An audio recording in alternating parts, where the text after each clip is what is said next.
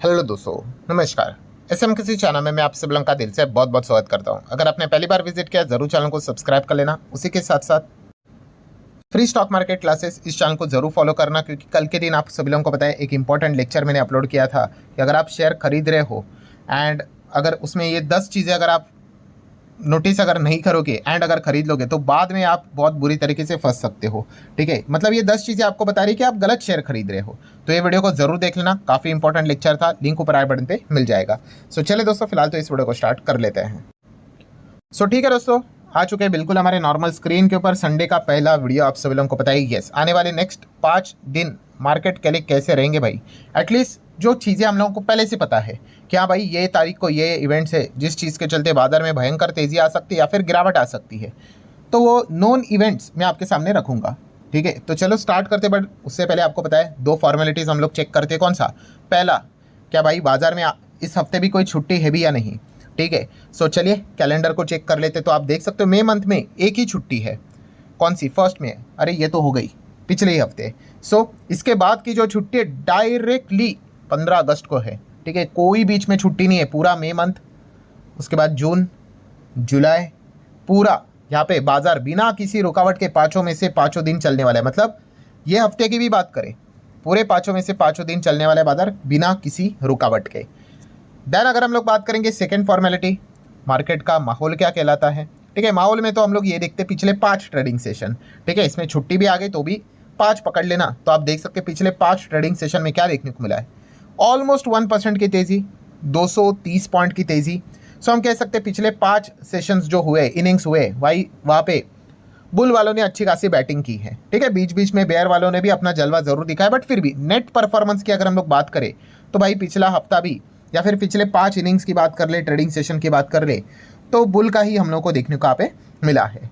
सो इस हफ्ते की अगर हम लोग बात करेंगे तो सबसे पहले डाउ जोन्स को हम लोग जरूर चेक करेंगे, क्योंकि ठीक है भाई फ्राइडे के दिन हमारा मार्केट बंद होता है, बट उसके बाद लेट नाइट अमेरिकन मार्केट चलता है कि नहीं। तो अमेरिकन मार्केट में आप देख सकते हो 1.25% की तेज़ी देखने को यहाँ पे मिले। इस तेज़ी के पीछे का रीज़न क्या है, इसको मैं ऑलरेडी डिटेल में कवर यहाँ पे कर चुका है। यस, वहाँ का जो अनएम्प्लॉयमेंट का डेटा का जो रिकॉर्ड आया था वो जैसा अनुमान था वैसा ही हम लोग को देखने को मिला। 4.2 एक्सपेक्टेड, 4.2 आया।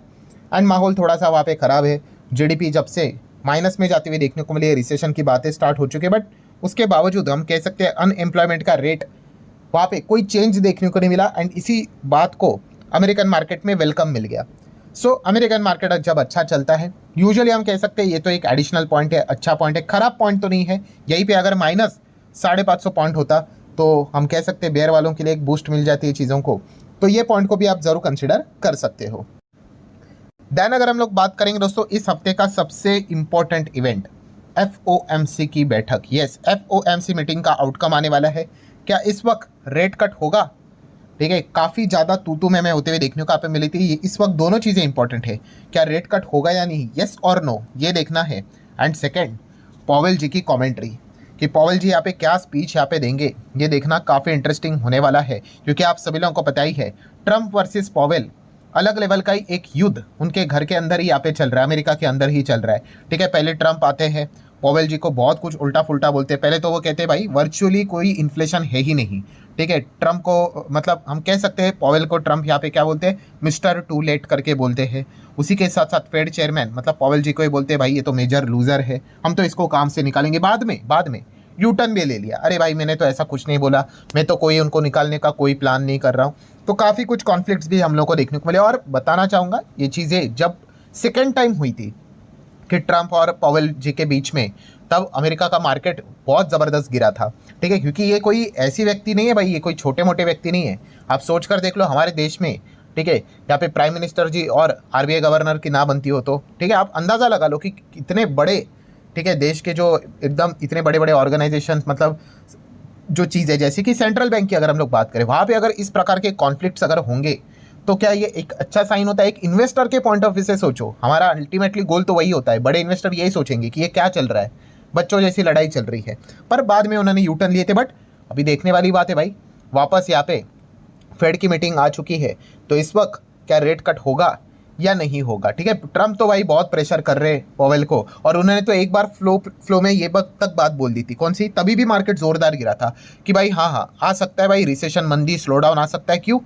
क्योंकि रेट कट नहीं होगा तो, और उसके लिए पॉवेल जी जिम्मेदार है। ये भी बात उन्होंने बोली, और पॉवेल ने बोला भाई यहाँ पे अगर इन्फ्लेशन, रिसेशन कुछ भी अगर आता है, ठीक है, तो ये टैरिफ ड्रिवन होगा, मुझे ब्लेम मत करना। तो इस प्रकार का मतलब यहाँ पे खेल खेला जा रहा है। सो अगेन FOMC की मीटिंग इसी हफ्ते देखने को मिलने वाली है। One of the most crucial event यहाँ पे होने वाला है। लेट नाइट में भी ट्राई करूंगा इसका फर्स्ट पार्ट कवर करने से रिलेटेड कि एग्जैक्टली क्या आउटकम निकल कर आता है, रेट कट होगा या नहीं। वैसे तो होना तो नहीं चाहिए जिस प्रकार से पॉवेल जी बार बार बोलते रहते, बट ट्रंप ने इतना ज़्यादा कुछ बोल के रखा हुआ है, तो इस वक्त देखना काफ़ी इंटरेस्टिंग पार्ट होने वाला है।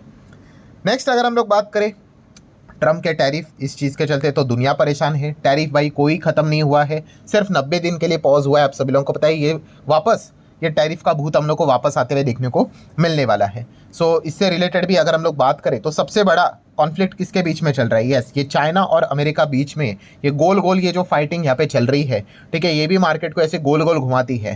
ठीक है, बीच में हम लोगों ने देखा था लिटरली आधे आधे एक एक घंटे के बाद दोनों एक दूसरे के ऊपर टैरिफ बढ़ाते ही जा रहे हैं। अभी लेट्स सी आगे एग्जैक्टली क्या होता है करके।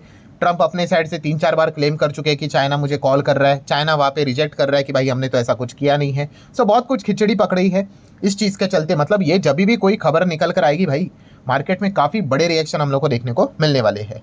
नेक्स्ट अगर हम लोग बात करें तो यस, इस चीज़ को भी भूलना मत भाई कि बैंक ऑफ इंग्लैंड के भी मॉनेटरी पॉलिसी की मीटिंग है।